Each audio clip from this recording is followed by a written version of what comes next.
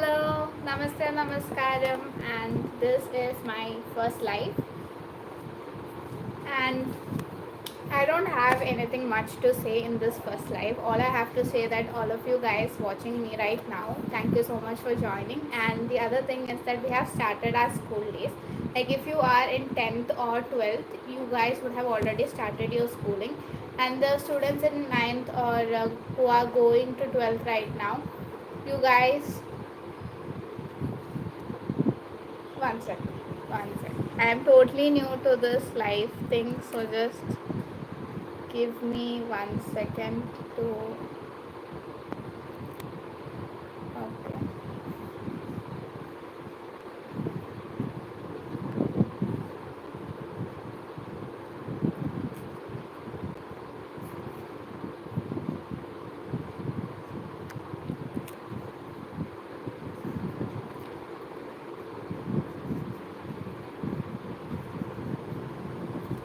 Fine.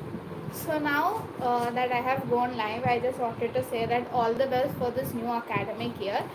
And I don't have much to say as content wise, so I'm going to read my business studies, and you guys can join me in reading. Thank you. So the first chapter we have in class 12th Commerce Business Studies part 1 textbook of NCRT is that nature and significance of management. So we'll start with page 2 introduction. The above case is an example of a successful organization which is amongst the top companies in India. It has risen to the top because of its quality of management. Management is required in all kinds of organizations. Those manufacturing handlooms, trading in consumer goods, or providing hairstyling services, and even in non-business organizations. Let us take another example. Smita Rai is a 38-year-old entrepreneur who grew up in rural district called Namchi, South Sikkim. She was very good in art and craft, particularly wax models. She loved to make candles. Often she made into toys and small pieces of art with wax and used it as a gift for her friends and relatives. She was loved and appreciated for this. Smita was never happy with the conditions of the women in her district, as most were poor and jobless. So she planned to do something to solve their problems because she knew that imparting skills for livelihood is needed, but she had no idea how to implement her idea. In August 2012, she met Abhishek Lama, the branch manager of NEDFI, Namchi Brand Manager, a financial corporation which support local people in skills development programs and also channelize them into revenue generating activities. Smita got interested. I love making candles. Then, why not convert my hobby into a venture and involve these rural women also? She thought. This led to the establishment of Namchi Designer Candles with the help of NEDFI, with some financial institutions and support from various stakeholders in various dimensions. Since then, the women have never looked back despite challenges. The women also faced a lot of harassment, but they would overcome all these struggles. Namchi Designer Candles has 100% women as employees, and they also produce varieties of candles. During Diwali, they produce customized candles meant for the occasion. This Diwali themed candle has been a success in Sikkim as its demand increases on a yearly basis. Namchi Designer Candles has been receiving numerous awards such as Northeast Women Entrepreneur for the year 2015-16 for Sikkim and Srimata Sharma Mission of Guwahati on 26th April 2018 at New Delhi. A typical day in Smita's life consists of a series of interrelated and continuous functions. She has to plan a special festival collection for Diwali. This means organizing more funds and recruiting more workers. She also has to regularly communicate with her suppliers to ensure that deadlines regarding delivery of goods are met. In the course of the day, she meets customers for general feedback and any suggestions that they may have. Smita is managing Namchi Designer Candles, so that the principal managing your school. They all manage organizations, schools, hospitals, shops, and large corporations are all organizations with diverse goals that are aimed at achieving something, no matter what the organization is or what its goal might be. They all have something in common: management and managers.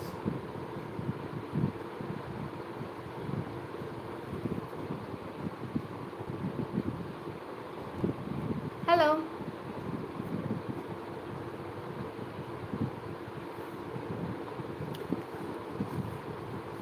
should I continue reading? I hope I'm not boring any of you here. Hi.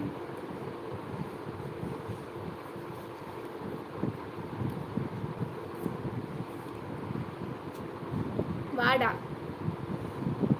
Okay, I think you guys know each other, but I don't. I just know one person in this life. And yeah. என்ன மச்சான் எப்படி இருக்கு? Okay. Friends are bonding in my life. Okay, something is going useful is going on in this life, so that's something I'm proud of. At OP Gamer. Can you just tell me who the OP Gamer is? I don't know who OP Gamer is. I know who New Devi is, but I don't know who OP Gamer is.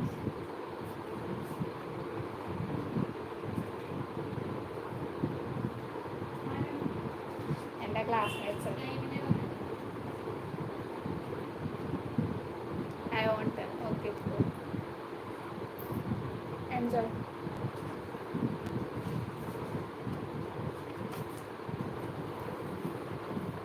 Okay, then for the science students, should I take the English textbook of class 12? Because English is a common language.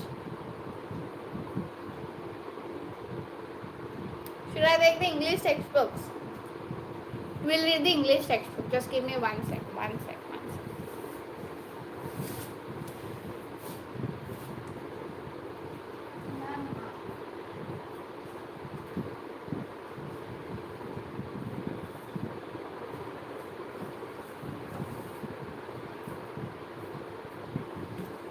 Hello.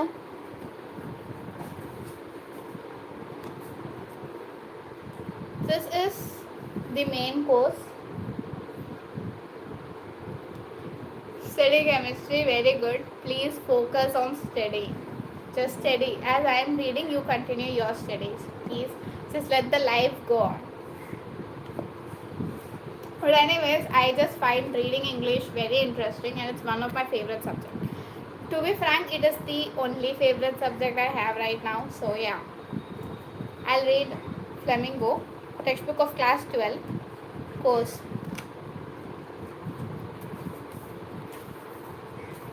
The first chapter is something that I've already read. It is the last lesson by Alfred Davoit, and it's so far my favorite lesson because I've read it. That's the only lesson I have read in this textbook. But we'll look at it. The last lesson about the author, Alphonse Daudet, 1840 to 1894, was a French novelist and a short story writer. The last lesson is set in the days of the Franco-Prussian War, 1870 to 1871, in which France was defeated by Prussia, led by Bismarck. Prussia was then consisted of what now are the nations of Germany, Poland, and parts of Austria. In this story, the French districts of Alsace and Nokat have passed into Persian hands. Read the story to find out what effect this had on the life at school. I started for school very late that morning and was in a great dread for a scolding, especially because H. Hamel had said that he would question us on participles, and I did not know the first word about them. For a moment, I thought of running away and spending the day out of doors. It was so warm, so bright. The birds were chirping at the edge of the woods, and in the open field back at the sawmill, the Persian soldiers were drilled. It was all much more tempting than the rule of participles, but I had the strength to resist and hurried off to school. When I passed the town hall, there was a crowd in front of the bulletin board. For the last 2 years, all bad news had come from there. The lost battles, the draft, the orders of the commanding officer. And I thought to myself without stopping, what can be the matter now? Then, as I hurried by as fast as I could, the blacksmith, butcher, who was there, who, with his apprentice, reading the bulletin, called for me. Don't go so fast, bud. You'll get to your school in plenty of time. I thought he was making fun of me and reached M. Hamill's little garden all out of breath. Usually, when school began, there was a great bustle which could be heard out in the street. The opening and closing of desks, lessons repeated in unison, very loud with our hands over our ears to understand better, and the teacher's great ruler rapping on the table. But now it was all so still. I had counted on the commotion to get my desk without being seen. But of course, that day everything had to be as quiet as Sunday morning. Through the window, I saw my classmates, already in their places, and M. Hamill walking up and down with his terrible iron ruler under his arm. I had to open the door and go in before everybody. You can imagine how I blushed and how frightened I was. But nothing happened. M. Hamill saw me and said very kindly, "Go to your place quickly, little Franz. We were beginning without you." I jumped over the bench and sat down at my desk. Not till then, when I had got a little over my fright, did I see that our teacher had on his beautiful green coat, his frilled shirt, and little black silk cap, all embroidered, that he never wore except on inspection and prize days. Besides, the whole school seemed so strange and solemn. But the thing that surprised me the most was to see on the back benches that were always empty the village people sitting quietly like ourselves. Old hustler with three-cornered hat and former mayor, the former postmaster, and several others besides. Everybody looked sad, and Osler had bought an old primer, dumped the edges, and held it open on his knees with his great spectacles lying across the pages. While I was wondering about it all, M. Hamill mounted his chair, and in the same grave and gentle tone which he used to me, said, "My children, this is the last lesson I shall give you. The order has come from Berlin to teach only German in the schools of Alska and Lorraine. The new master comes tomorrow. This is your last French lesson. I want you to be very attentive." What a thunderclap these words were to me. Oh, the Frenchers! That was what they had put up at the town hall. My last French lesson. Why? I hardly knew how to write. I should never learn any more. I must stop there then. Oh, how sorry I was for not learning my lessons, for seeking birds' eggs or going sliding on the sand. My books, that had seemed such a nuisance a while ago, so heavy to carry, my grammar and my history of the saints were old friends now that I couldn't give up. And M. Hamill too. The idea that he was going away, that I shall never see him again, made me forget all about his ruler and how cranky he was. Poor man! It was in honor of this last lesson that he had put on his fine Sunday clothes, and now I understood why the old man in the village were sitting there in the back of the room. It was because they were sorry that they had not gone to school more. It was their way of thanking our master for his 40 years of faithful service and of showing their respect for the country that was theirs no more. While I was thinking of all this, I heard my name called. It was my turn to recite. What would I have not given to be able to say the dreadful rule of the participle all through, very loud and clear? and without one mistake. But I got messed up on the first words and stood there, holding up to my desk, my heart beating and not daring to look up. I heard M. Hamill say to me, "I won't scold you, little Franz. You must feel bad enough." See how it is? Every day we said to ourselves, "La, I've plenty of time. I'll learn it tomorrow." And now we see where we've come out. Ha! That's the great trouble with us. She puts off learning till tomorrow. Now these fellows out there will have the right to say to you, "How is it? You pretend to be Frenchman, and yet you can neither speak nor write your own language." But you are not the worst, poor little France. We've all a great deal to approach ourselves with. Your parents were not anxious enough to have you learn. They prepared They preferred to put you to work on a farm or at mills, so as to have a little more money. And have come to blame also. Have I not enough? Have I not often sent you to water my flowers instead of learning your lessons? And when I wanted to go fishing, did I not just give you a holiday? Then, from one thing to another, M. Hamill went on to talk of the French language, saying that it was the most beautiful language in the world, the clearest, the most logical, the most guard it among us. And never forget it, because when people are enslaved, as long as they hold fast to their language, it is as if they had the key to their prison. Then he opened a grammar and read us our lesson. I was amazed to see how well I understood it. All he said seemed so easy, so easy. I think too that I had never listened so carefully, that he had never explained everything with so much patience. It seemed almost as if the poor man wanted to give us all he knew before going away, and to put it all into our heads at one stroke. After the grammar, we had a lesson in writing. That day, M. Hamill had new copies for us, written in a beautiful round hand. France, alas, France, alas.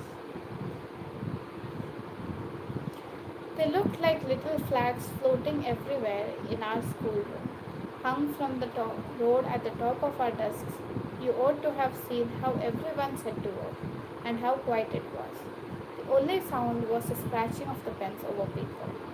Once some beetles flew in, but nobody paid any attention to them, not even the littlest ones, who worked right on tracing their fish hooks, as if that was French too. On the roof of the pigeons stood very low, and I thought to myself, will they make them sing in German, even the pigeons? എന്താ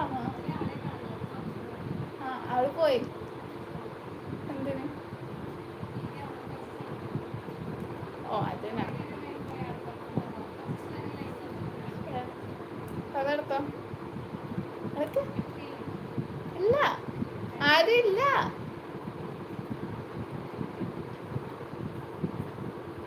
നീ ആൾക്കാരെ ഒരു 2-3 മിനിറ്റൊക്കെ live വരാൻ പറ്റും.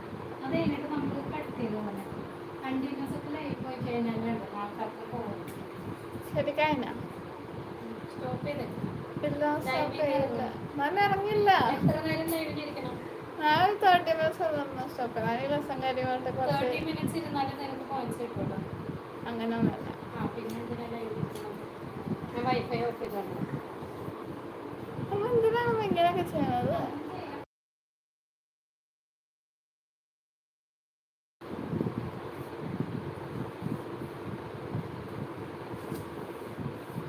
Whenever I looked up from my writing, I saw M. Hamill sitting motionless in his chair and gazing first at one thing, then at another, as if he wanted to fix in his mind just how everything looked in that little schoolroom. Nancy, for 40 years, he had been there in the same space, with his garden outside the window and his class in front of him. Just like that, Only the desks and the benches had been once worn. The walnut trees in the garden were taller, and the oak vine that he had planted himself twined about the windows to the roof. How it must have broken his heart to leave it all, poor man. To hear his sister moving about in the room above, packing their trucks, for they must leave the country next year.